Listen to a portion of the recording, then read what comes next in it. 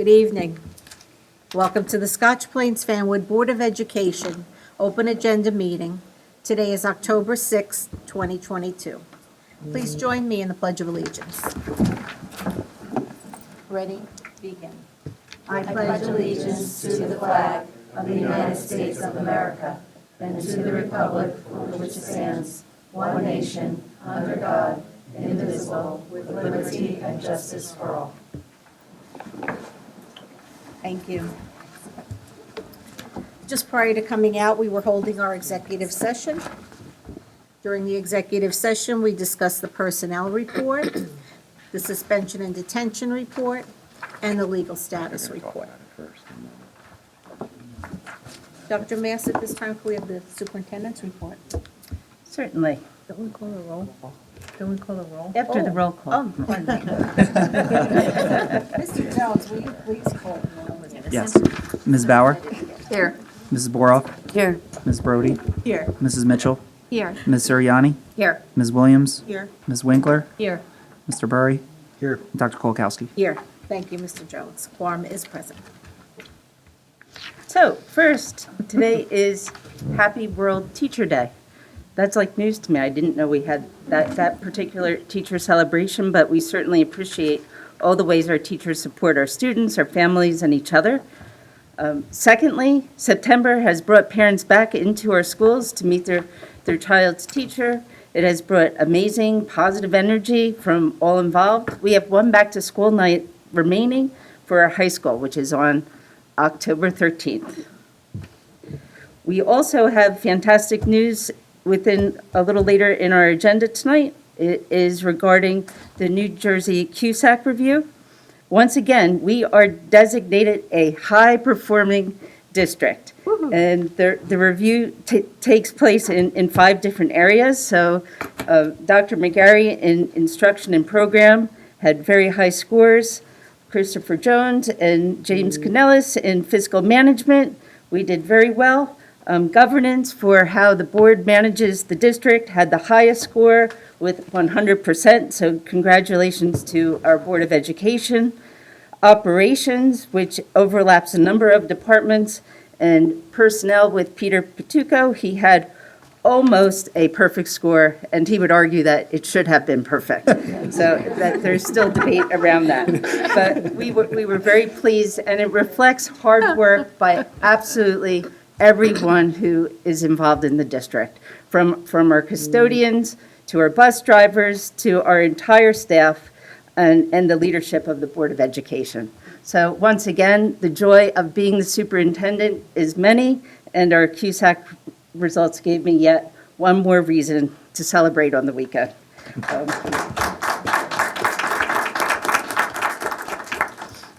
So that's my report, except now I'm going to boot it over to Dr. McGarry, who's preparing for one of our Treasure Professional Development Days, which is coming up on Monday. So Monday is our second professional development day of the year. Every 5 years, educators have to have 2 hours of training in suicide prevention. So all of our staff, from teachers, counselors, instructional aides, will have training on suicide prevention and the role that we in schools play in trying to prevent suicide. The other mandated training that some of our teachers have to go through is related to dyslexia, and that's an annual training, so they'll be participating in that. Meanwhile, other teachers will be participating in a variety of workshops, including one field trip. Our social studies department at the high school is going to be taking a tour with the Shady Rest Preservation Committee. On Monday, they'll be visiting Shady Rest and learning about its historical significance in our community and in our state. And then teachers will be engaged in a variety of social studies curriculum updates and other really exciting events. It's really something that takes our whole staff to work together on. And everybody's been working really hard to put together the day. So we're looking forward to it. Thank you, Dr. McGarry. That concludes my report. And thank you, Dr. Mast. That brings us to the Business Administrator's Report. Mr. Jones? Thank you. So tonight we have approval for purchase of modular units, 22 classrooms for the school district. Given the timing, so over the past few months, we've really dug in to figure out exactly how many classrooms we need. We received a demographer report. We reviewed that with the board that says new students are coming. As we started planning this out, we've scoped out all the work that we have to do. We're finding that costs are coming in significantly higher than we anticipated for the units. So even though, the amount that's on this agenda, about 2.4 million, is a fraction, a quarter of the cost, the potential of the full project. So even though this is on this agenda to be approved and allows me to then purchase the units as we continue our analysis, there'll be more information forthcoming about what we actually plan to execute. For the board members, we have a committee meeting coming up that we'll need to reschedule due to conflicts, but I want to make sure everybody gets in on the meeting. We'll all be able to provide additional flavor on and color on what's going on. So I received a lot of the numbers last week, sort of reviewing them with the architect now. So more to come. We'll have some sort of expansion for sure. We just may need to phase it out over 2 years and focus on the immediate needs of the district that we would absolutely have to have right off until the additional units open up over the next 2 years. So units are open up over 2 years. We may have to phase it. So more to come on that, but there will be some sort of expansion going on. That's it. Thank you, Mr. Jones. Yep. The New Jersey Open Public Meeting Law was enacted to ensure the right of the public to have advance notice of and to attend meetings of public bodies at which any business affecting their interest is discussed or acted upon. In accordance with this provision, the Act of the Scotch Plains Fanwood Board of Education has caused notice of this meeting to be published by having the date, time, and place thereof posted at the Board of Education offices located at 512 Cedar Street, Scotch Plains, New Jersey. Such notice was also provided in written notice and forwarded to the Union County Hawk, the Star Ledger, the Township Clerk of Scotch Plains, and the Borough Clerk of Fanwood in the revised annual notice of regularly scheduled meetings as adopted April 28, 2022. At this time, instructional updates are for career and college readiness, student representation from the senior class on the Board of Education, and the process of selecting a student representation from the junior class. Dr. Mast? Yeah, so first I would like to invite Mr. Tim Donahue to the mic. He has a conversation around some of the work that's happening around career and college readiness. Tim has been in his position since 2007, and just recently we have done a restructure where we also have leadership in his prior role that's really focused on the mental health and the counseling aspect of that job. But Tim continues to work closely with giving our students career and college guidance, and he's here to tell us about that this evening. Thank you for being here. Thank you, Dr. Mast. Just wanted to give everyone a brief update on our college application process. It is October. Our seniors are well in the process of applying. So as of this evening, 51% of our seniors have applied to at least one college, or they're in the process of applying to at least one college, but really our average is about 8 to 10 colleges that students are applying to. Our first deadline date coming up is October 15th, with November 1st being the biggest deadline date. Students are applying for all of their colleges at once. Even though they might only have 1 or 2 November 1st deadlines, they're putting all of their applications in at the same time. So in total, out of that 51% of our students, it's 184 students, we have over 2,000 individual transcript requests that have to be processed by the counseling department through the counselors and through the office assistants to get that material out by November 1st or by October 15th to those colleges. Prior to the submission of applications, I just wanted to fill you in, our counselors meet with students one-on-one. They're always working through any errors that might pop up with Common App or any of the other application sites. We have a lot of colleges and universities that always come and visit, and that's a great way for our seniors and our juniors to get a chance to meet someone who might actually read their application. A lot of the college admissions counselors who come to our school are the ones who are assigned to then read for our school. So it's a really great way for students to learn about colleges as juniors, but also for those college admission counselors to have a face to a name as they're reading through those applications. So we always encourage students to make those connections as much as they can throughout our school day. This year, with Start Strong testing that we just finished, it gave us a unique opportunity. We were testing 800 students at the same time, so we were able to hold college planning meetings with all of our juniors, seniors, and our sophomores over the course of 3 days while other students were testing. For our seniors, they were able to self-identify rooms where they could go to get support for their college applications. So our rooms that we had was a room for support on the Common App. There was a room for college essays. There was a room that talked about trade schools, education, and community colleges. And then there was one that focused on the SRAR, which is the self-reporting grades for students at schools like Rutgers, where students submit their transcript themselves, and then Rutgers doesn't want a transcript unless you're actually going to go there. So we had to walk students through how to report their grades and their transcript on Rutgers' website or in the other schools. For our juniors, the counselors provided a version of the step-by-step presentation, which we provide every year in October. This year, it's going to be on October 26th at the high school. That's going to be our step-by-step. We always invite juniors and sophomores, parents of juniors and sophomores, but all parents are welcome to attend because there is a lot of information about kickstarting that college search process. Our sophomores, they were introduced to the College Board website, how to create an account, how to access scores when they ultimately take the PSAT in March of this coming year, as well as registering for the SAT, as well as getting their score reports from there. Next week, we are going to administer the PSAT to all of our 11th graders. It's the qualifying exam for the National Merit Recognition and serves as a final practice tool for a lot of our students to really hone in on where their skills are and where they need supports. Our freshmen are still getting their feet underneath them.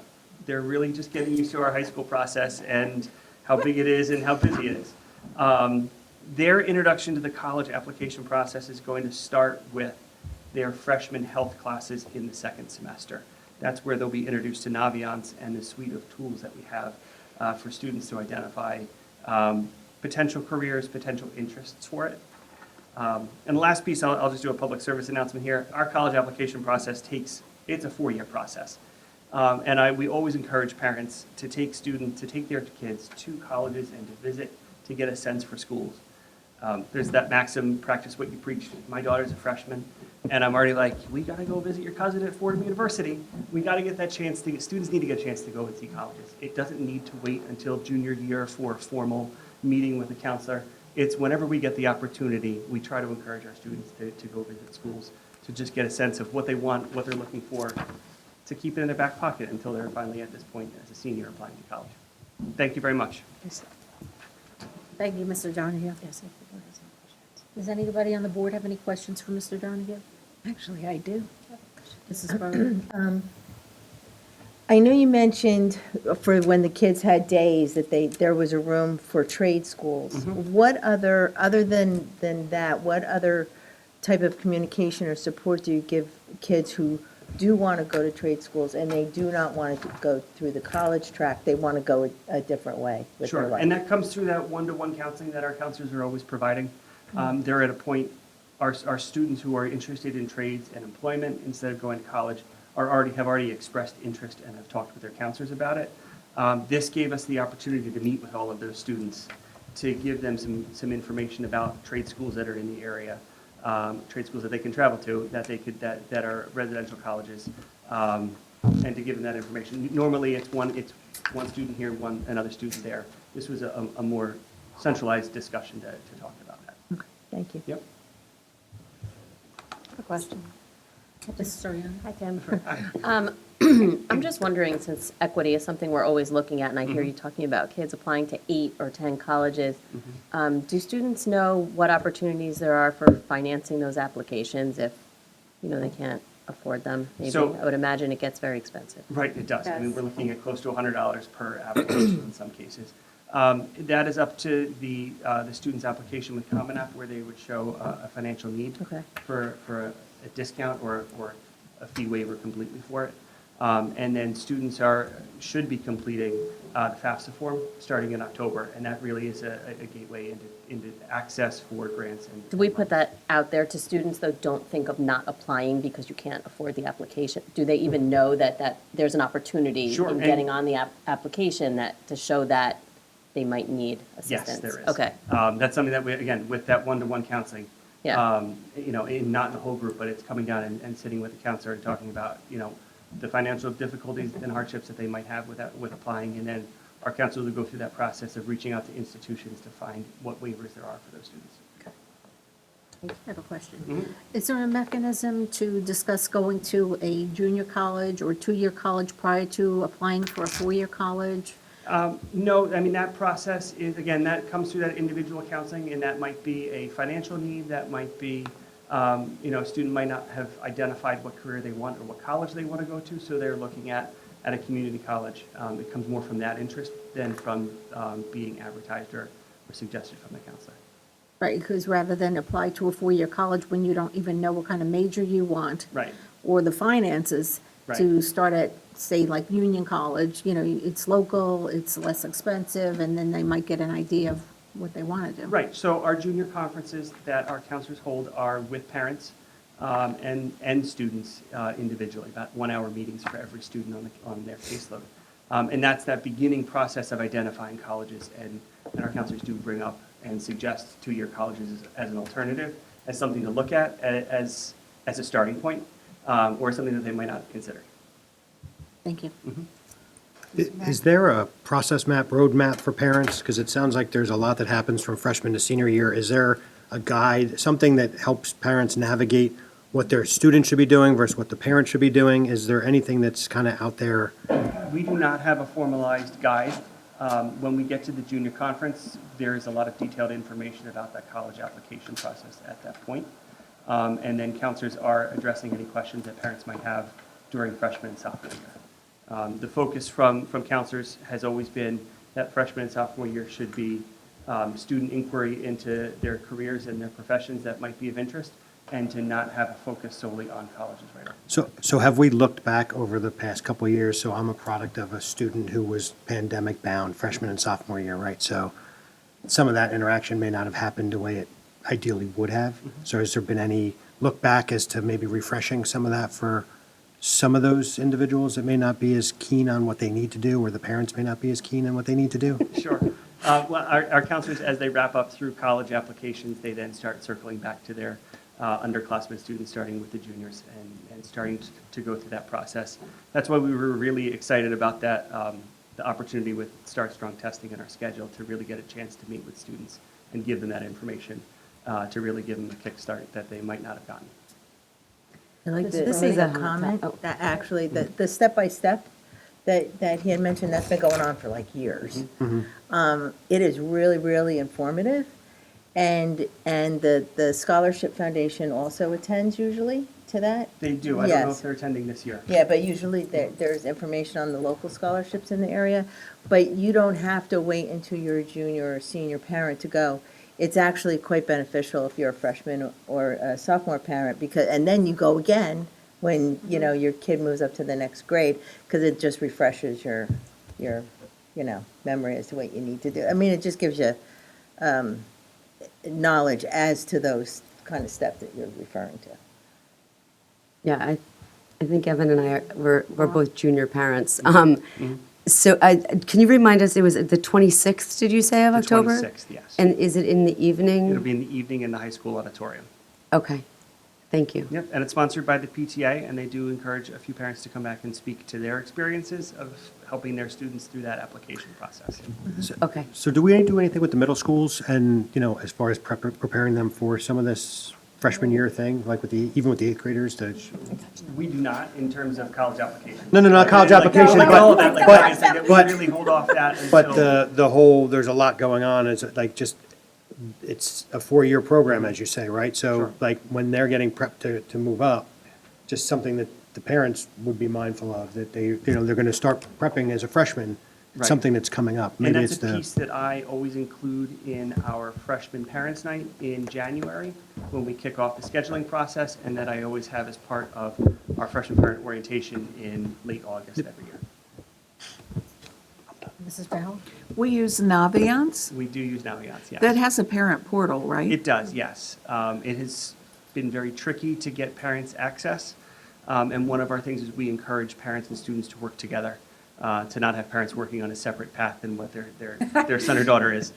So we really encourage parents and students to share that account that So we will provide there, to students. will there be instructions on the 26th for parents about accessing Naviance? Yes, and it'll be using through their student's account. It would not be a separate parent account on it. I see. I have one more question. Anybody that's undecided, could you all do something to encourage them to go into teaching? Always. We always encourage that, absolutely. Our course, Tomorrow's Teachers, is a course we always encourage the students who have an interest or are undecided. And they, the last piece of it, the last 3 weeks, 4 weeks, they're in classrooms with students. It's a really beneficial program, so we definitely encourage that as much as we can. One more thing. Sure. On the aspect of career preparation, is any mention ever given for the armed forces or National Guard? Always, always. It's always there, and then we always invite the armed forces in. They each get a day where they're at our lunches or as part of our college visits. Thank you. I have two quick comments. Mrs. Mitchell? In addition to all of the formal things that are provided at the school, the counselors are always available. I have one in college and a senior right now, and we are certainly accessing the guidance counselors if we have a question outside of the formal program. So absolutely use the guidance counselors. And piggybacking off what you said, Stephanie, about the applications, colleges are so competitive now based on the PSAT and the SAT scores. You will be invited sometimes to apply for free to colleges. So even if there's a college that you didn't consider, check your mailbox because, that's an incredible opportunity and maybe a diamond in the rough or a diamond in the sun for your child. Thank you. Anything else? Thank you. Thank you. Yes, so in addition to this very informative conversation, I've also been working with Mr. Donahue regarding the senior class representation. So would you like to introduce our senior class representative, Sure. please? I'd like to invite Jada Montgomery to come up. She has willingly agreed to be part of the representation on the board.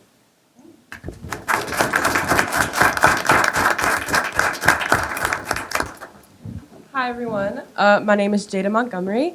I am a senior here at the right there at the high school, and I am so happy I'm happy and excited to be chosen as the senior class Board of Ed representative for this year.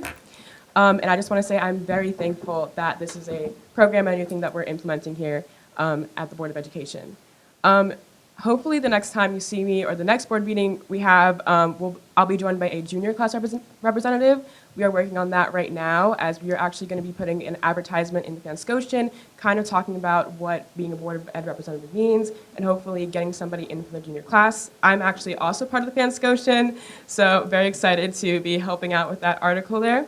I don't have much of a report tonight, as is the first board meeting I've been to. But I do definitely think that we are starting off with another amazing school year at SPFHS. We're in the midst of fall sports. Homecoming is next week, very exciting. I would like to invite everybody to come to the homecoming game. And also our clubs are starting off. We had a lot of interest meetings these past 2 weeks. Our clubs are kind of kicking off into their weekly flow of meetings and everything. And yeah, that's kind of all I have to say tonight, but thank you so much. Welcome. Jada. Thank you. Jada, I'm glad to have you and welcome that you're with us and that you will be with us. I remember seeing you at the kickoff celebration at the beginning of the school year, so it's nice to have you here with us live and in person. And you didn't have to have a report, it's just nice to get to know you and welcome you here. Thank you. You're welcome. Did anybody else have any other comment? Yeah, I Ms. just want Soriani. to say welcome. I've been wanting to have a student representative on the board for years. I've been talking about it. I'm a social worker who works in wraparound services, so student voice is very important in my work, and so I'm really excited to have you. And don't worry, we won't expect you to go back and read the last 3 years of meeting minutes for the next meeting. Yeah, I'm Welcome. Very, sorry, yeah. Thank you. I'm also very excited for this role. I'm very active in the SPFHS community. I'm a part of the Student Government Association. I have been a part of that for all my 4 years of high school, and I think that's definitely prepared me for being chosen for this role. I just love to speak to the student body. I love to hear the student body. I also love to write about the student body as a part of the Fan Scotian, so thank you again. Great. Welcome. Welcome. Thank you.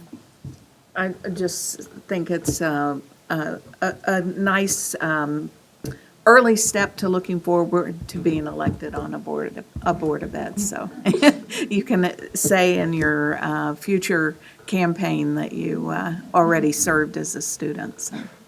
Yes. Thank you, Mrs. Bauer. Any others? We'll see you at our next meeting, which is in 2 weeks, Jada. Is Thank there going to you. be a plan for onboarding or any sort of behind-the-scenes onboarding and expectations, or we're going to And we'll develop have that? to feature her in the newsletter too. Yes, yes. Part of it is because Jada is already selected as a leader by the student body. She's going to help us, sculpt the process to have juniors apply for the role. And we will then have a panel that will review the junior applications. But the specifics of that process is under development. And, the board will certainly review that before we move forward. So. Thank you. Thank you. Thank you, Jada. Welcome. Any other discussion on the council?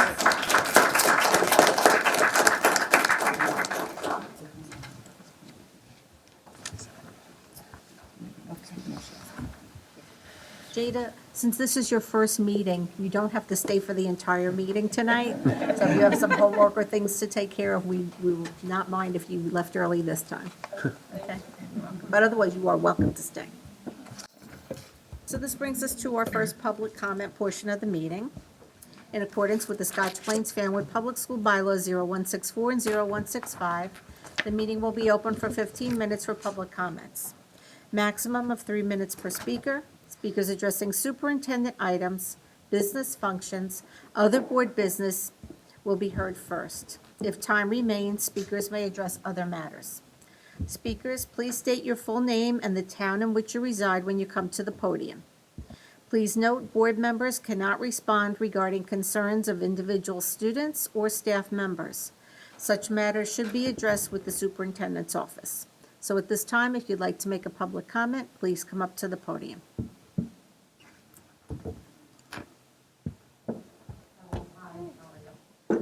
All right, I got it almost exactly to 3 minutes, so I will do my very best. Please state your name and the town in which you reside. My name is Brittany Rice. I'm from Scotch Plains homeowner, and I'm a mother of 4 children in the district. Thank you. I'm here tonight to discuss how the district is recognizing and maintaining compliance with New Jersey's Act Against Discrimination. The specifics of this, I'm here to discuss tonight, are the rights of our students who identify as transgender and non-binary. During this conversation, I'll be using blanketed terms as transgender or non-binary, but I am speaking for all covered by this law. Up to this point, I have only located in our policies, Policy 5756, which repeats some of the law's verbiage but gives 0 regulations of each of the schools to follow. Some schools have done a better effort than others to comply with state recommendations, such as offering safe and comfortable bathroom accommodations for trans students and non-binary students. This was a beautifully written law that does start and end not with just bathroom access, which only draws concerns to the basics of this law that are being barely covered, which components are missing, and which ones need to be rectified. Many people here tonight feel that this does not affect them, this doesn't affect their children, and they're wondering if this is the best way to use our town resources.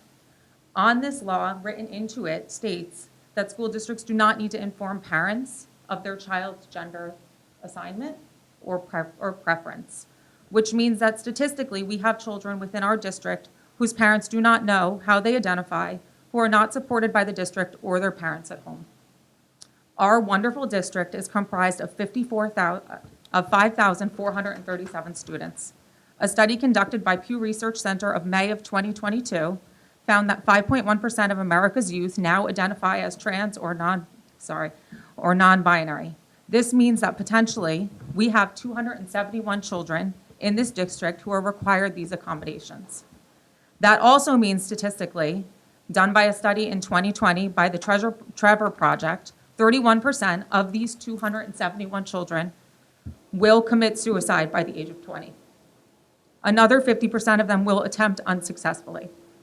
It doesn't give us all the answers, but it does give us some guidance, that study, that if they are raised in a supportive environment with support from their community and schools, if their schools are using their preferred terminology, giving them access to their preferred spaces, and also gendering them appropriately, these numbers drastically decrease by half. This is why this is a vital and important thing that must be addressed by our district. If there was anything else that would take out this many children in our population, it would be top on our priority. Thank you. Thank you for your comments, Brittany. Thank you.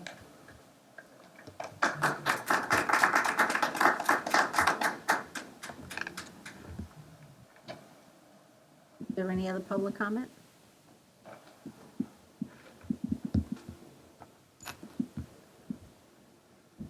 Hi, John Greenblatt, Scotch Plains. So I'm glad I came because career readiness and college preparation are kind of my wheelhouse, and I love talking about that topic. So I was just writing ideas as we were going through that conversation, and I think Dr. Kulikowski mentioned something about, what about students that don't really have it all figured out, don't know what they want to major in, don't have a clear understanding. And I wanted to know, and I don't know if this is just rhetorical for this platform, for this forum, but are we leveraging our community for career readiness? I mean, we have people that have backgrounds across the board. I've spoken to many of them. So we have doctors, lawyers, people that work in the healthcare fields, people that work in social work, like Ms. Sariani. And I actually do career coaching. I own a career coaching business. So we have a lot of resources there in terms of college preview days. And I know it's like almost going back to elementary school where it was kind of like, oh, bring your parent to work, and they talk about their career, and you try to let it sink in. But again, the audience was 7-year-olds.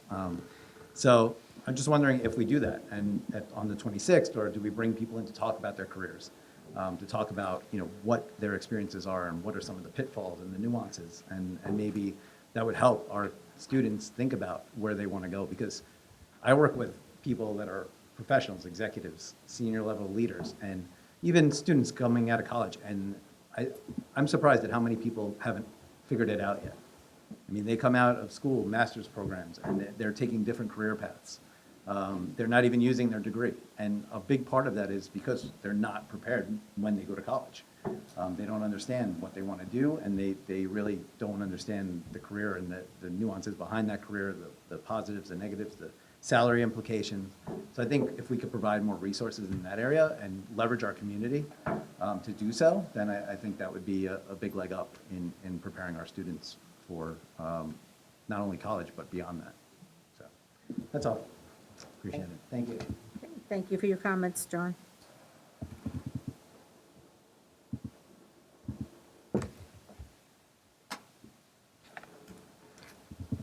Hi, my name is Annette Ferrigno. Thank you all for being here, and thank What town are you from? I'm from Scotch Plains. Thank you. Sorry about that. First, I just want to say thank you, Brittany, and I didn't catch the other gentleman's name. I think every issue that comes up here is important. My issue is similar to Brittany's, but it is regarding the new sex education curriculum that I'm intimately familiar with. I'm curious how it's coming together. I know it's a huge, huge project, but a very important one.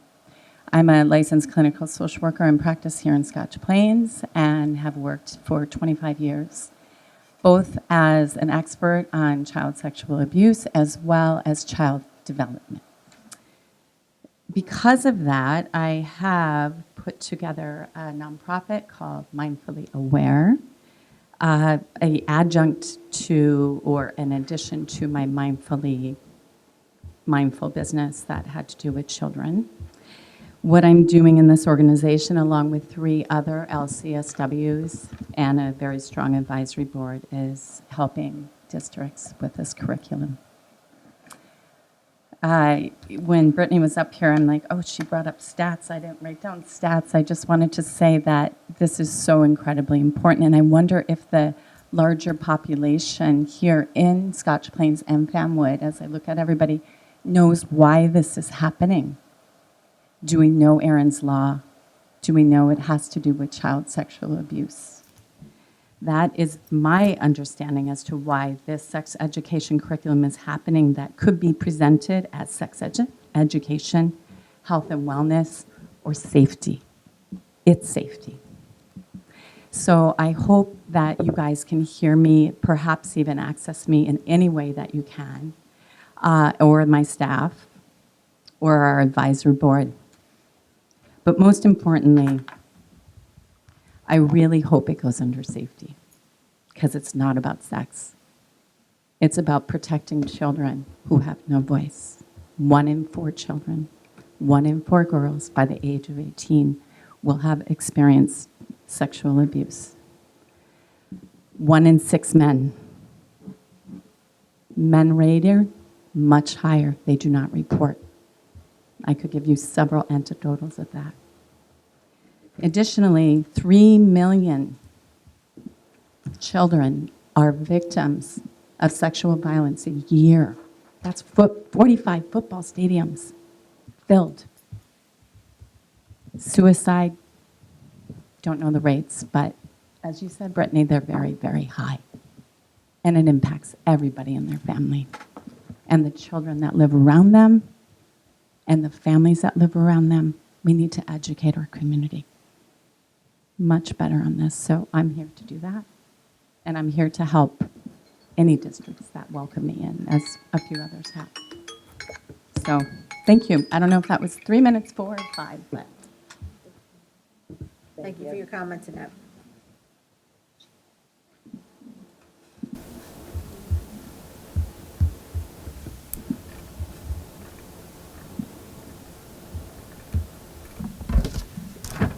Hi, Laura Melendez, Fanwood. Thank you to the board for the opportunity to speak tonight, and congratulations on the results that you shared at the beginning of the meeting. Fantastic. I was also very excited to see Jada Montgomery, our student representative, such an impressive young person. I was glad to hear Ms. Suriani talk about or ask about equality as it relates to college application services that our high school offers. That this feels like progress to me. I've been doing Hispanic Heritage Month visits to both of my kids' classes in this district for the past 6 years. I even did it virtually during COVID. On Tuesday, I had the immense pleasure of speaking to my daughter's class about the indigenous cultures of the Caribbean, Central, and Latin America, because they study indigenous cultures as part of their current curriculum, and because those cultures are often ignored and they are fascinating. I was incredibly and very happily surprised to hear that Ms. Stack, their teacher, is also building into their curriculum history for indigenous tribes in Africa, because she felt very strongly that the only time that our kids hear about Black history is through the lens of slavery. So she has taken it upon herself to change that curriculum, introduce richer history for our kids. Again, fantastic. This is such progress. So I am super happy to share that with you. And I commend this teacher for this initiative. I hope that it percolates throughout the district. On the other hand, I'd like to respectfully ask, when will the BOE meetings will begin incorporating remote access again? Because I do think that this is an equity issue for parents like myself who are now returning back to long commutes. It's very hard to get here and give our input after, battling traffic.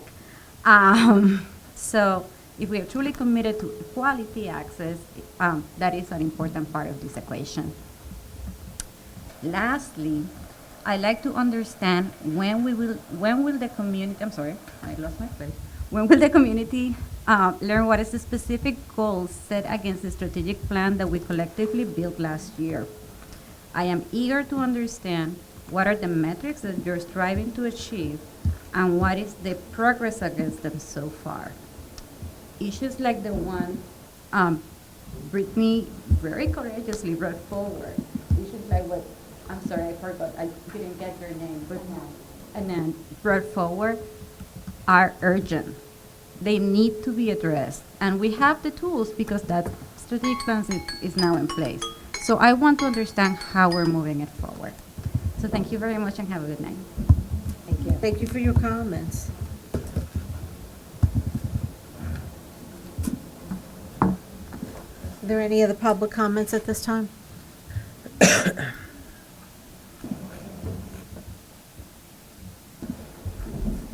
Gary Morris, Fanwood. Thank you. Dovetailing off of the college application process, that's in my wheelhouse as well. All 4 of my kids went to Union County College. Now Union College, why they changed the name, I'm like, I can't have county in there, like that's embarrassing. It's kind of sad. It's an excellent school, and any of you who have kids who are wondering, I can't recommend this enough. If your child may like sports or something like that, my daughter played rec soccer. She was starting in college. I mean, she just played rec soccer and she didn't even play in high school. And so again, the opportunities that the community college, the other thing that very few parents know about when it comes to affordability, if you finish in the top 15% of your class, you go for free to community college. That's a pretty good deal. Unfortunately, my daughter went into the honors program, so I had to pay anyway. The gist of it is, it can be life-changing, and I'll tell you in 2 ways. My son went to community college because he got rejected by Rutgers in the pharmacy school, for instance. And he started taking some of the classes in community college, didn't like it. Really wasn't a hard thing to come to me and say, Dad, I don't want to do that. He went into business, and the guy hit a stride like you won't believe. Not only did he graduate top of at the community college, he graduated basically top of his class at Rutgers Newark Business School, which is a top-notch business school. My daughter, on the other hand, she landed up playing on the soccer team, and one of the things she got to do that they used her for, because she was a good student, she started tutoring some of the weaker students that were on the team to keep them eligible, if you will. And she fully went to school for 4 years to be a nurse, and now she's becoming that teacher, okay? And she's not just becoming a teacher, she is an unbelievably outstanding teacher at a top-notch private school. So again, just throwing it out there, here's the thing that will catch your attention. Our family had 0 student loans. We don't owe a penny to anybody. I don't make a lot of money. My wife was a stay-at-home mom. My kids were able to work when they were going to community college, and all of the colleges they went to, they commuted to. It's all about staying within your wage, basically, and doing what you can afford. I think a lot of times we push, and it's overdoing it for some of these kids, and it puts a lot of pressure on the families to try to pay for these things. So the other thing, and also off of what John said, bringing in community members, I'm all about that. Bringing in, business owners, mentorship type things, that is something we really need to do so kids really learn what these occupations are, as opposed to just reading it in a book and, oh, you're good at math, so you need to do this. Thank you for your comments, Mr. Morris. Douglas, how are we doing on time? That's the end of the 15-minute period for this section. Okay. Dr. Goldstein? Okay, I'm going to be closing the public comment portion, but Dr. Mass would like to say something? Yeah.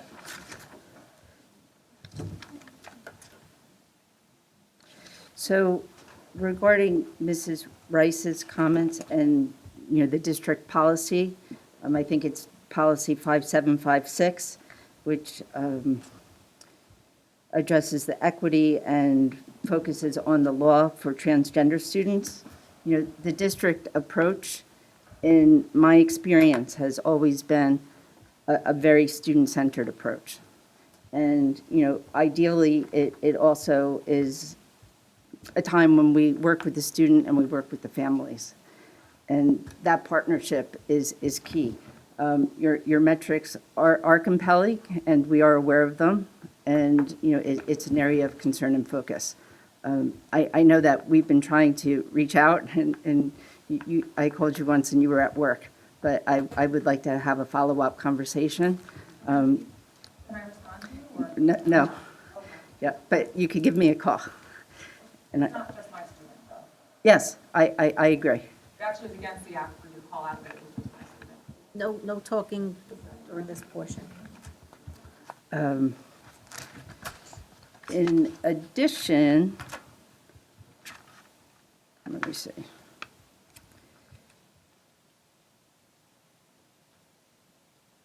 Regarding the work that Mr. Greenblatt brought up regarding leveraging our community assets, it is something that we do. I think one of the most vivid examples is the senior project, where seniors are partnered with experts and they explore in-depth careers, as a culminating capstone experience.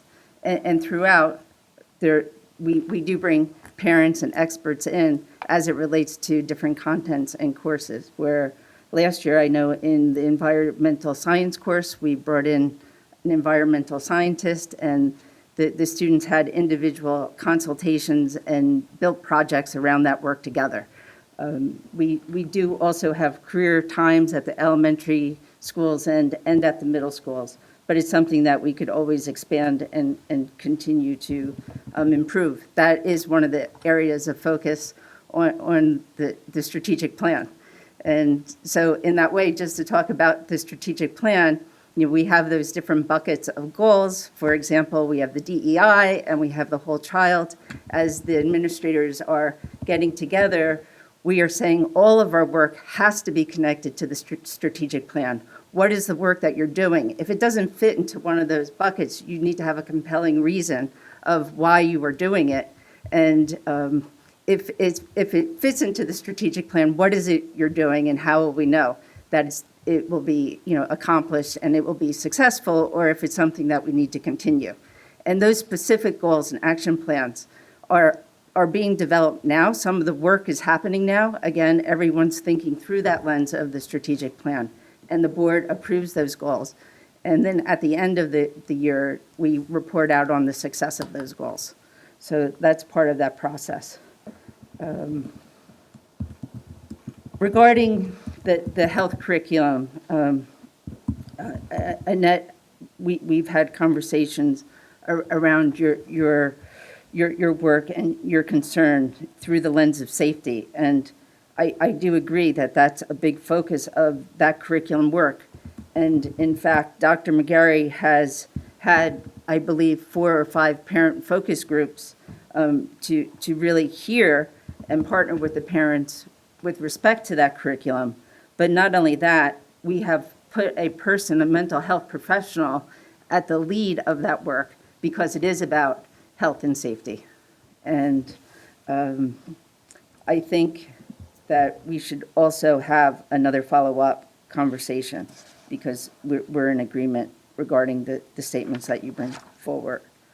I'm glad to hear that, Ms. Mendez, you were able to be a guest in the 5th grade class. Thank you for that.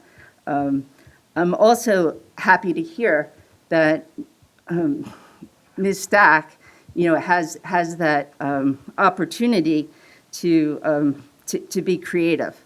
I would have concern if it's in isolation. So, when we pilot things, we study them together and then we bring them up to scale. So I would posit that what you saw in Ms. Stack's class was not a one-off. But I know that I would need to give you evidence for you to believe me.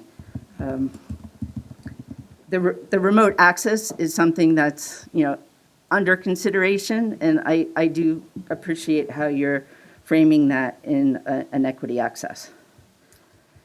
And Mr. Moore, thank you for sharing the work that you've done with your family around the community college and why that's beneficial. I'm glad that Mr. Donahue is here to also share in that particular piece of work that you've done personally. Okay, thank you, Dr. Mast. There will be another public comment later in the meeting. So then that brings us to your report, Dr. Mast. Superintendent's report, please. Okay. Oh, no, take that back. Committee reports. Who has a committee report tonight? I do have the tally on the logos, Okay. excuse me, that Mrs. Bauer Yeah. nicely gave me, thank you. Oh, I'm sorry. Community relations. Yeah. Is this better? No. Okay. I can't move this closer to me, I'm sorry. A little bit. Okay. So this Community Relations Committee, this is the tally for the logos. The logo that we all got the email that was chosen, it was overwhelmingly chosen for a total vote of 2,310. Logo 1 was 450, and Logo 3 was 1,232. And we had participation through the newsletter, through Facebook, Twitter, and through the classroom. So I want to thank everybody for participating with that. It took a long time to get here, but I think we'll all be very happy with the new logo, so thank you. And that's the end of my report. Thank you, Ms. Brody. Any other reports? Seeing none, then we'll move on to letters to the board. There were 2 emails that were received from the public, and the appropriate administrator has responded. Board motions, Dr. Mass, Superintendent report. Ma'am. Okay, so I will group them. 1S is the Board of Education approves the superintendent's decisions in the HIB case that we discussed on September 21st. 2S, the board acknowledges the receipt of our final Cpag scores. 3S, move that the Board of Education approves the listed field trips. And 4S, move that the Board of Education acknowledges the receipt of the report presented regarding enrollment for October 15th. Okay, so we have 1, 2, and 3 that we'll be voting on. Can I have a motion? So moved. Thank you, Mr. Murray. Is there a second? Second. Thank you, Mrs. Williams. Any question or discussion on Superintendent 1, 2, or 3? Seeing none? I don't think any of those are roll call votes, so can I have all in favor, say aye? Aye. Any opposed? Any abstaining? Okay, motion carries. Thank you, Dr. Mast. And we'll see number 4 next week, our next meeting. Personnel report. I move that the board approves the superintendent's recommendations for our personnel report that we discussed in exec this evening. So moved. Thank you, Mr. Murray. Thank you, Mrs. Winkler. Any question or discussion? Seeing none, Mr. Jones, will you please call the roll? Mr. Murray? Yes. Yes. Ms. Winkler? Yes. Ms. Bauer? Yes. Mrs. Boroff? Yes. Ms. Brody? Yes. Mrs. Mitchell? Yes. Ms. Suriani? Yes. Ms. Williams? Yes. Dr. Kolakowski? Yes, motion carries. Thank you, Mr. Jones, and thank you, Dr. Mast. Business report, Mr. Jones? Yes.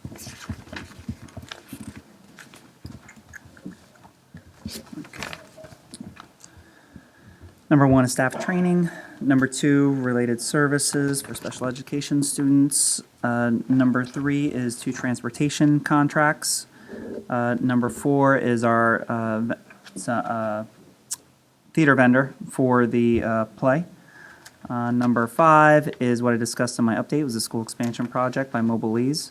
Number 6 is the state, so the way this is, so Mobilease, just a little more context, Mobilease is a contracted vendor that does modular units. Modular units are not like typically what you think, where you just put something in that's separate from the school. They actually provide modular buildings that are attached to the school, so it'll just seem like just a classroom addition, but it's just instead of being built up from the ground, they're sort of shipped in, placed, and then connected. So think of similar to a modular home, but this will be for a building. Their whole full buildings built out of these modular units. The way that this works is it's through the New Jersey ESC, which is a co-op, and the way that's funded is they do a bid for us, and they take the lowest cost in that bid, and that provides our pricing. Okay.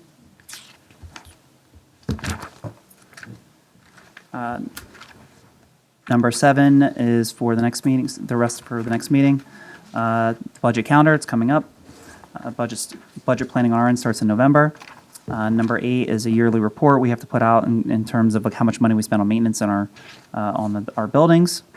Number 9 is speech services for students who need speech services.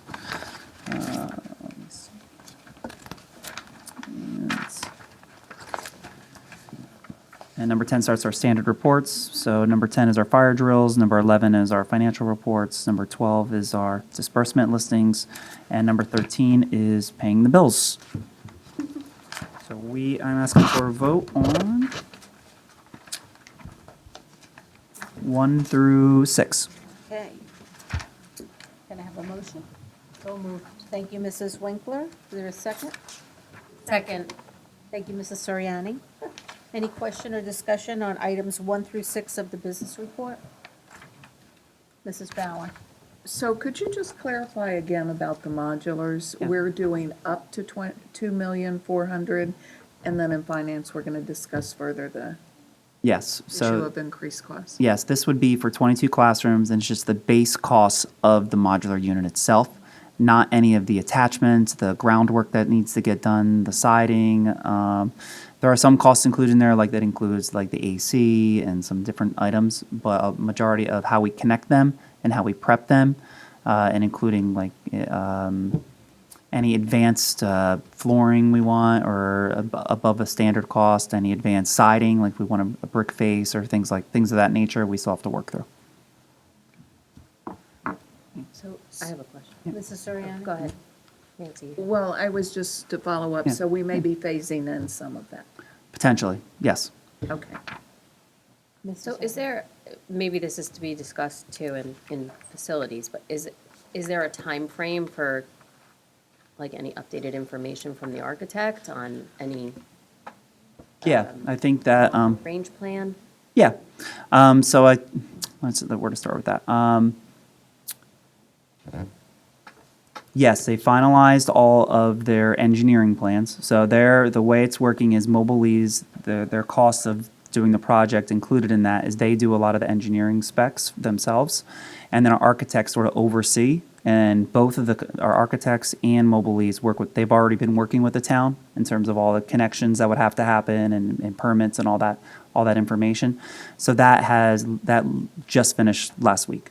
So I would say that once we've done a thorough review with the architects and they've answered all my follow-up questions that I've sent them, I think at that point we'll have them do a presentation about their thoughts on the project.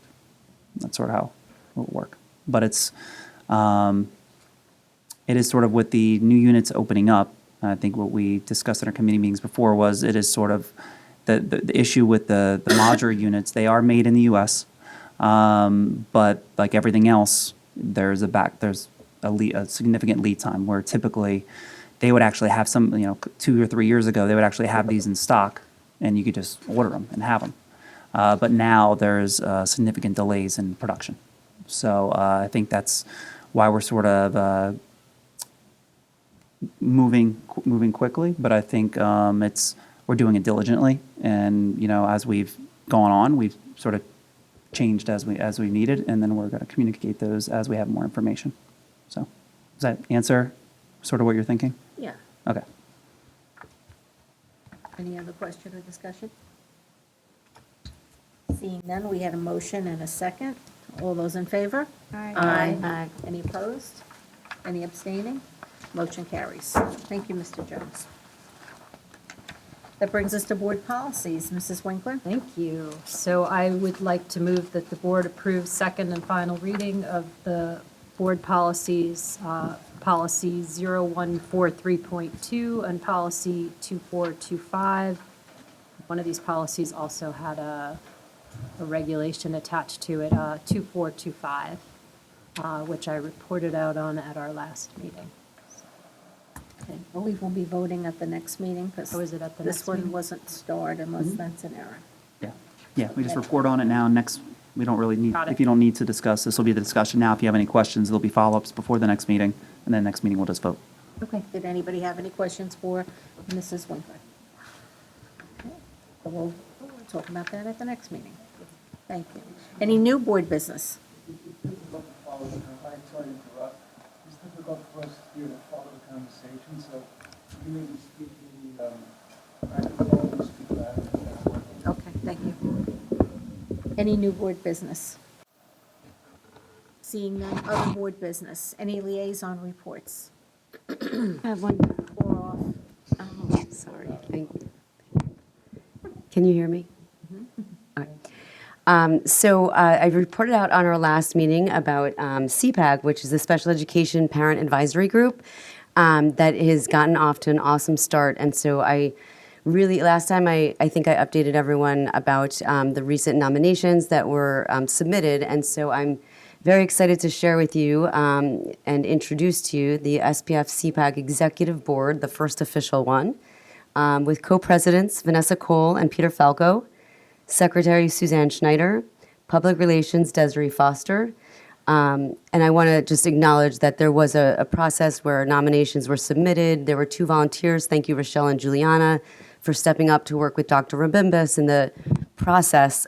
Because they were the only nominations, it was a landslide vote. So congratulations.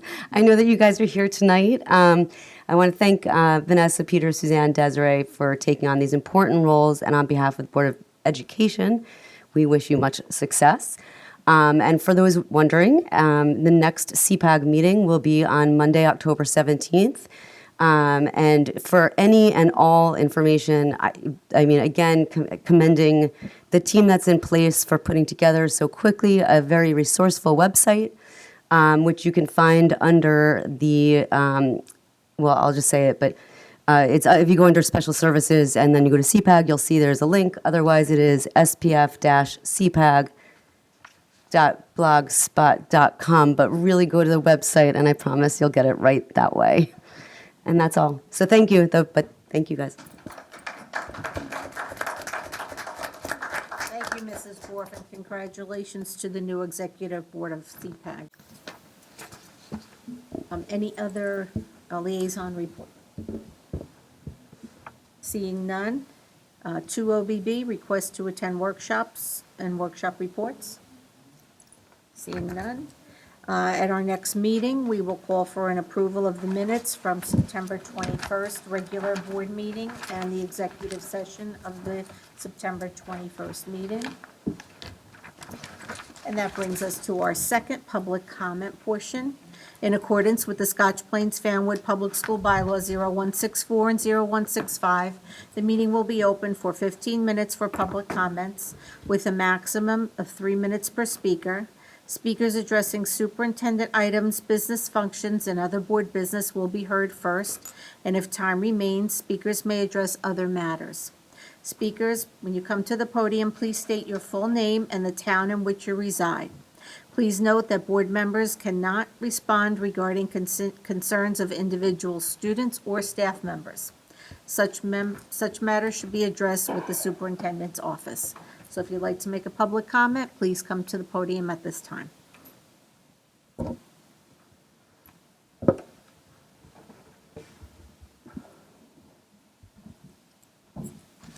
John Denning, Scotch Plains. Thank you. So first I'll start by saying I really like the new logo. It's a classic look, very crisp, very clear in its meaning. So I saw that come out, I really enjoyed it. That being said, I have to move on to more weighty matters. At the last meeting, I spoke about certain false information that had been circulated to multiple members of the district staff. Thus, not one member, so you can reply to it. This information was objectively and provably false per video recordings maintained by the district. It was known by the recipients to be false. It was intended to damage my reputation and to place me and those who would even associate with me on some sort of watch list, singled out for special security provisions. I requested the district take several steps to make it clear that they were in no way participants in these activities. Now, I did receive confirmation on some of my inquiries, but I sent my message to the board. The board members were deleted in the response. I replied to that, adding the board members. They were again deleted from the response. I don't understand why that was done.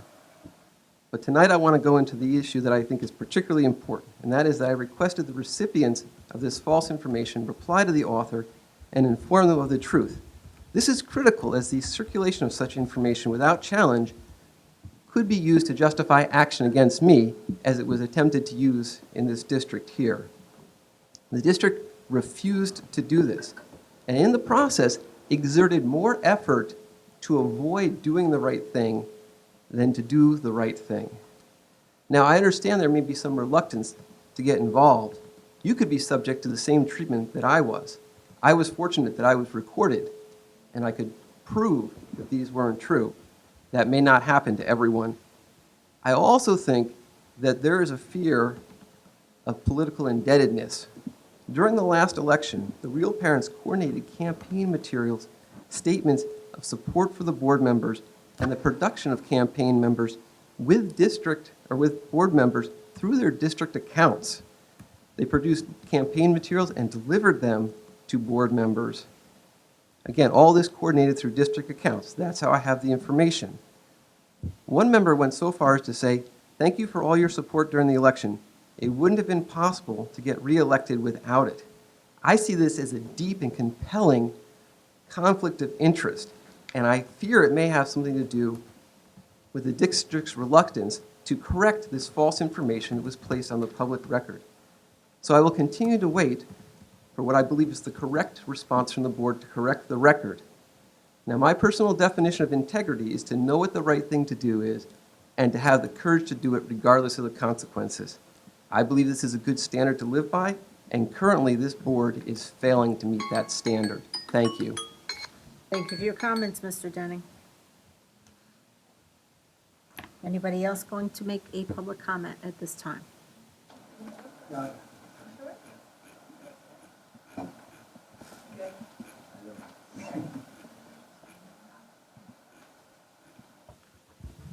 Sarah August from Scotch Plains. Thank you. Do I have to say Nottingham too? Nottingham? Hi. I am here to make a request that there is an administration rule that they go by, that there is no homework assigned on any of the Jewish holidays or other holidays. There have been many occasions by which my children have been assigned homework on both Rosh Hashanah and Yom Kippur in the past. And this year, my kids were not only assigned homework on one of the holidays, but also had a test today. And I don't know if it's a district policy or not, but I know that in Milburn, where I work, that it is a rule that there's no assessments the day after instruction, or day after a holiday, and there's no homework given over the holiday. And I really feel that that's the fair way that things should be. Spent the day fasting, and I went through it, and I had to go to work today and do my work, but I feel like my kids spent a hard day, especially my 13-year-old, trying to fast during the day, and then a dinner all the way down in Cold Snack. It's really hard to come back and have an assessment or work to do that the next day. So I think it should be a district policy that all teachers are told there is no work the day after a religious holiday of any kind. That's it. Thank you. Thank you for your comments, Ms. August.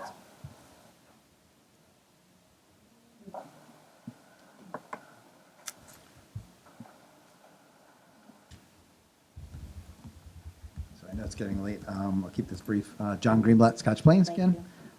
So, Mr. Jones, I just, after reviewing the modular plans and looking through all of that, I'm just wondering, the financing for that. I mean, I know a lot of this stems from state mandates regarding redevelopment, affordable housing.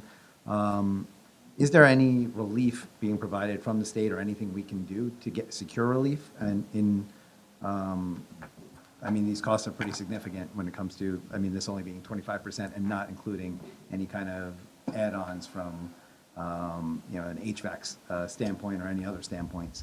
So I'm wondering if that's something that we've explored. And then the other piece to it, and I assume another driving factor to the enrollment increases is, and we're seeing it all around town, and I'm sure people are in agreement that we're seeing a lot of houses being torn down and being replaced with multiple houses, 2 to 3 houses on one lot. So I assume that's increasing our enrollment too. And I'm wondering if we've done any work with the zoning and planning board to talk to them about, potentially, putting in ordinances that would kind of repeal a builder's ability to put 3 or 4 properties on something that used to be 1 property, because I feel like that will probably have a large impact to enrollment as well. So just those 2 things. And that's it. Thank you. Thank you for your comments, Mr. Greenblatt.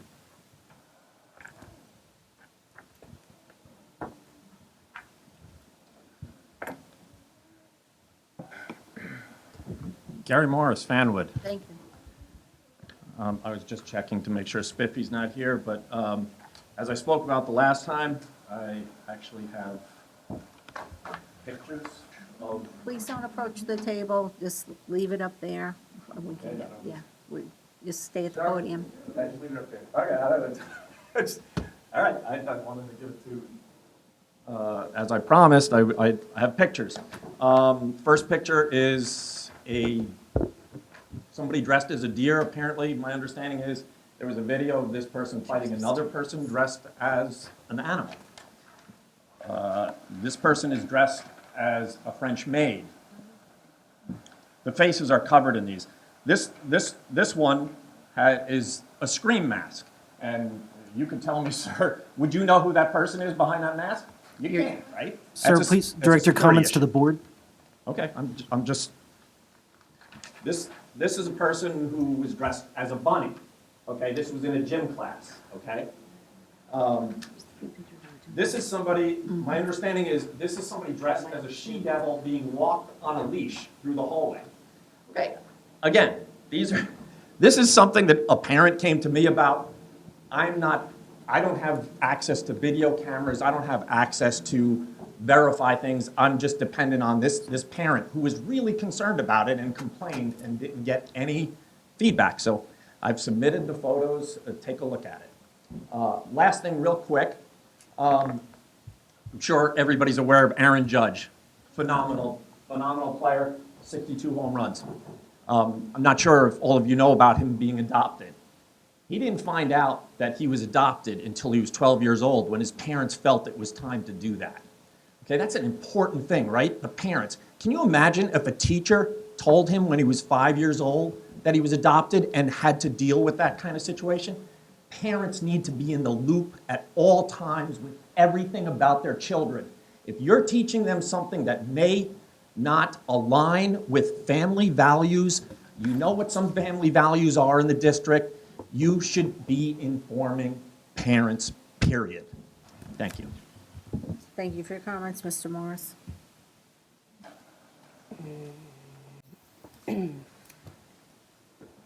Annette Ferrigno, Scotch Plains, New Jersey. Thank you. I'm not sure what your name is. I agree with that. As I mentioned earlier, safety is paramount, and educators are professionals that are also responsible for children's safety. So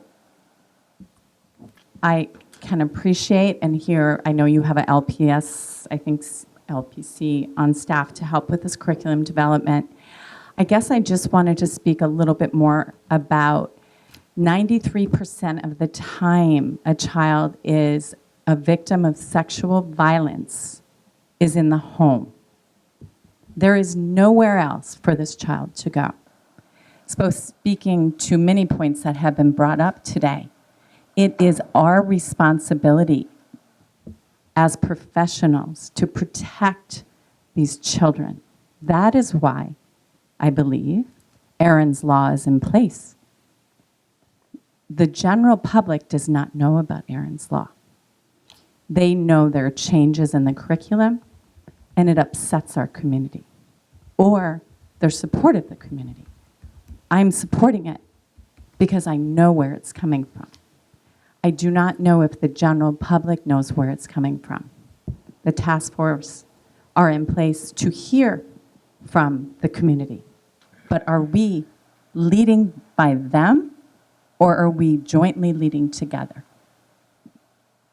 I do not think educators have to take everything to families. I think educators are here to educate and to communicate back with parents. However, if there is a safety risk, it is their duty and responsibility to protect, and better yet, to prevent this from continuing to happen. So I guess I wanted to just share, they don't have a voice. We are here to help them have a voice if it's happening, but if we're educating at age 5 up, it won't be happening as much. And as well, learn about Aaron's Law. Go to YouTube Erin and her presentation about why it became a law and how powerful her story is, and the millions of others who could never have that story be spoken. I know I'm very passionate about this, obviously. And then Marcus Mumford has a new album out. If you're appealed to by music, listen to him, his story. And Kendrick Lamar, listen to his album, his new album, the powerful album it is, that speaks to his story. Art, music, I just think it's very important that the public just knows more why this is taking place, why it's coming out of a law. I don't have the specifics of the law, but I do know that most people would want to understand it. Thank you. Thank you for your comments on that. Mr. Sylvester, how are we doing on time? We have time for more comments. Is there another comment? Okay. Brittany Rice, Scotch Plains. So what I really want to address is that in our policy, it doesn't have actual regulations for it, right? So we do have a policy, we just don't have regulations for each school. So a policy really means nothing if we don't give steps to actually how each school individually, what they should be doing to protect these students. Obviously, what I said was compelling. Numbers of suicide among students is very scary. I know everybody wants to do the best. That's why you are here and not at home having a glass of wine. But really, having this access is their right, their lawful right, and it's proven. Not all of our schools had gender-neutral bathrooms. As it was unlawfully pointed out, my child was one of them who didn't have access to a bathroom that they used in her or his elementary school for the last 5 years. So the transition to middle school meant that for the first week there was not a comfortable place for that child to be. I was not notified until a week after the fact.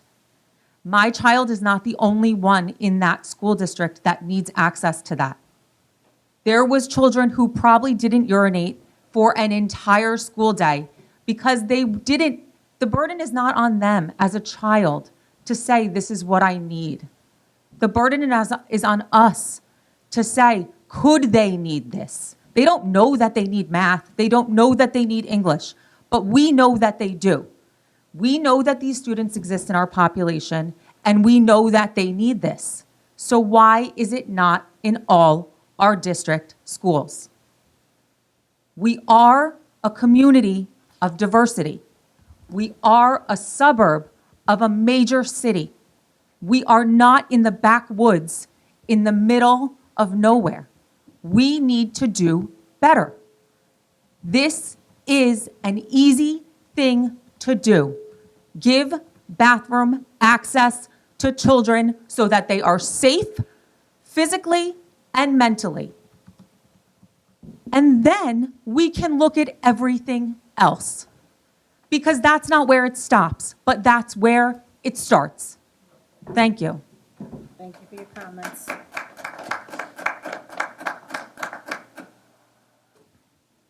That's our time. We have time for at least one more comment, Dr. Kolakowski. Any other comment? Seeing none, then we will close this portion. Dr. Mason, do you want to make any follow-up? Yes.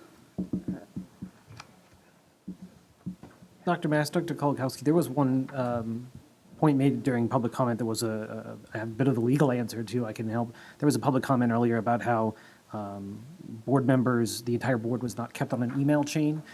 So just for the, certainly. There was a public comment earlier about board members not being kept on an email chain. As I've advised this board in the past, it is a violation of the Open Public Meetings Act for the entire board or a quorum of the board, so 5 or more members, to be on an email chain discussing district business. So members of the public, if you write to the entire board, do not expect a reply from the entire board. It is actually a violation of state law. So if they are kept on an email chain, it's probably by accident. You will not receive a response from all 9 members on the same email chain. Just FYI. Thank you, Dr. Kolakowski, Dr. Thank you, Mass. Mr. Silvestro.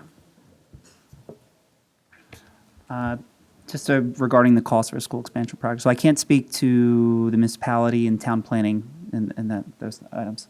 But in terms of costs and state, I'll specifically talk to state funding. So without getting into the weeds too much, I'll just talk about 2 situations with state funding that you'll find interesting, I think. First thing is that the state, when you want to put, let's say, a new roof on a school, the state gives you more state funding for roofs or a new HVAC system in a school. When it comes to school expansion, the state aid allotment is significantly less. In addition, in order to prove that your enrollment is up, there's a significant higher barrier to prove that. So they make it extremely difficult to get state funding for any school expansion projects. Much easier to fix the current schools that you have. They'll give you, up to 35% potentially in state aid for those projects. In terms of how we're going to fund this, it will be funded by our capital reserve that we've built up. And I mentioned, I think, at last week's meeting, like most of the work we did this summer, we typically spend more money than we did this past summer. We did a lot of breaks fix maintenance this year. So we were able to keep our balances where they were, so we have more funds available for this project. Thank you, Mr. Jones. I think an additional comment is just regarding false information, that the board nor me has put anyone on a watch list. So I just want to set that record straight. But I am in complete agreement with the definition of integrity, and I believe that's a place where I operate from as well as the board. So, thank you for such a crisp definition. For the homework assignments, I think, Dr. McGarry, you can follow up on that, please. And regarding the policy without the regulations, that is, regulations do give us very specific guidance on how to enact a policy for all of our students.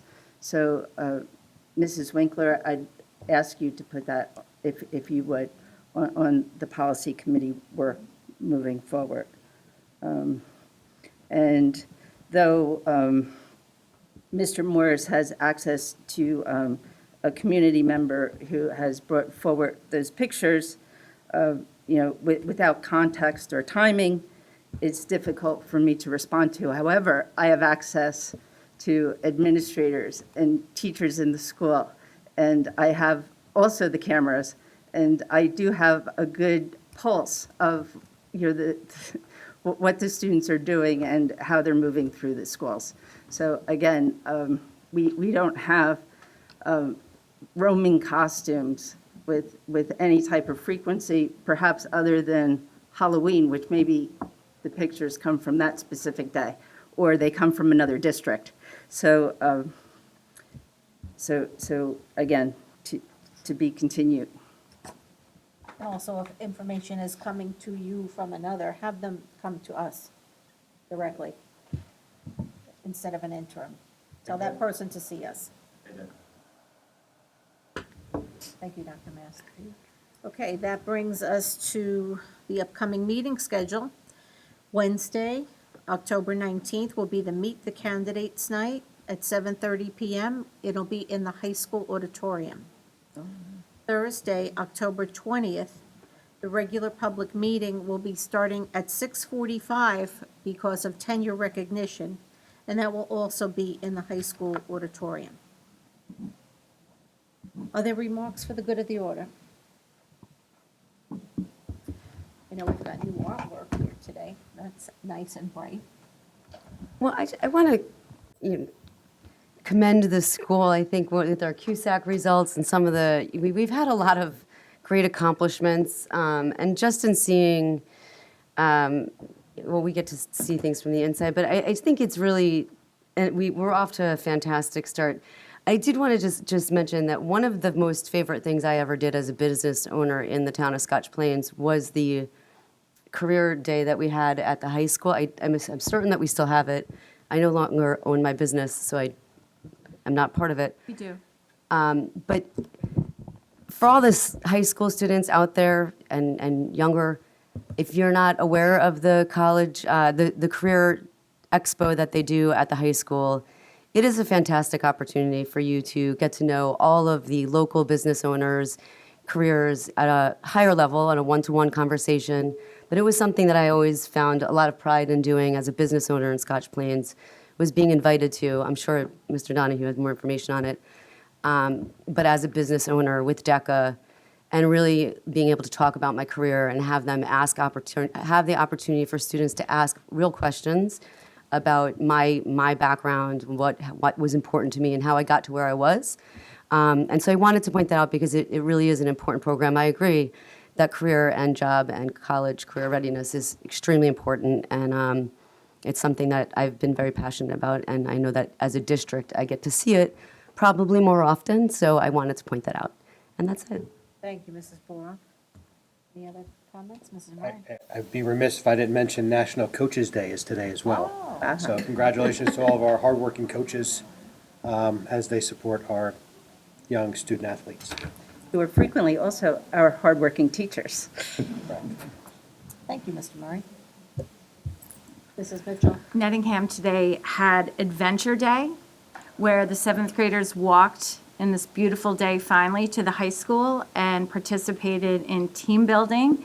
So another example of the different schools and the different levels of our districts working together to create a cohesive whole, similar to what the new logo represents. So fantastic work there. Oh, thanks for sharing that, Mrs. Mitchell. Mrs. Bauer? Well, in addition to recognizing all the hard work that our counseling staff is doing, especially at this time of year and throughout the year, I think National Custodians Day was this week. And so I think often they're a group that's really not recognized and very important to our district and keeping our buildings in good shape and our grounds and so forth. So I just wanted to do a shout out to them and a thank you. Thank you, Mrs. Bauer. Okay, if there's no more remarks for the good of the order, then I'd like to have a motion to adjourn. So moved. Second. Thank you, Mrs. Williams. Thank you, Mr. Murray. All those in favor? Aye. Any opposed? Motion carries. Good night, everyone.